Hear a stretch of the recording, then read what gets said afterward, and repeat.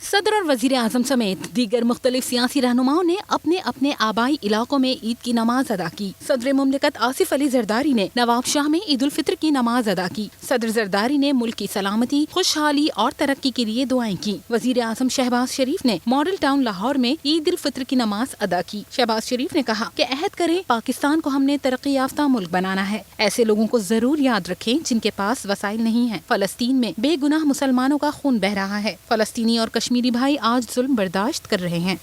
آئیے ہم سب مل کر یہ عہد کریں کہ دکھی انسانیت کہ ہم سروں پر دست شفقت رکھیں اور ایسے موقع کے اوپر اپنے کشمیری بھائیوں اور فلسطینی بھائیوں کو یاد رکھیں جو آج بھی ظلم سہ رہے ہیں اور آج بھی فلسطین میں بے گناہ فلسطینیوں کا خون بہہ رہا ہے۔ آئیے ہم سب مل کر اس جبر اور ظلم کو بند کرانے کے لیے بھرپور اپنی آواز اٹھائیں اور پاکستان کو عظیم بنائیں۔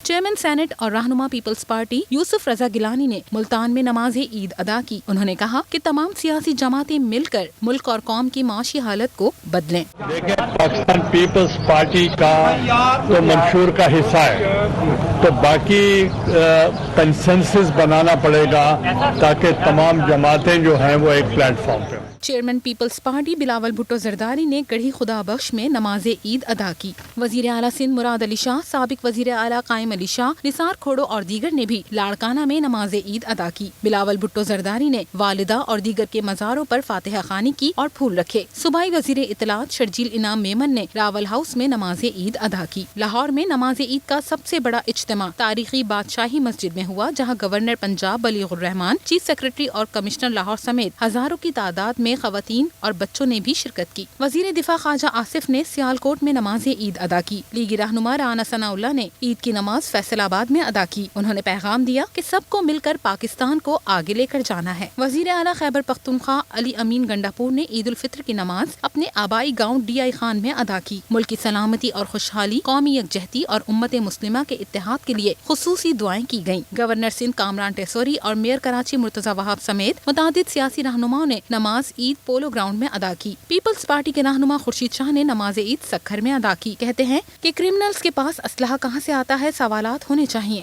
سربراہ عوامی مسلم لیگ شیخ رشید نے راولپنڈی میں نماز عید ادا کی۔ ان کا کہنا تھا کہ فارم 45 اور فارم 47 والوں کو بھی مبارکباد دیتا ہوں۔ سارے عالم اسلام کو مبارکباد ہو عید کی، اور انشاءاللہ تعالی میرے مولا نے چاہا تو حالات بہتر ہوں گے۔ میں فارم 45 والوں کو بھی مبارک دیتا ہوں اور 47 والوں کو بھی مبارک دیتا ہوں، اور انشاءاللہ تعالیٰ اس ملک کے اللہ تعالیٰ اقتصادی حالات بہتر کرے گا، اللہ تعالیٰ اس ملک کے معاشی حالات بہتر کرے گا۔ شیخ رشید کا کہنا تھا کہ اللہ نے چاہا تو ملک کے حالات بہتر ہو جائیں گے۔ دعا ہے اللہ ملک کے معاشی اور اقتصادی حالات بہتر کرے۔ میٹرو ون نیوز، ہر پل کی خبر۔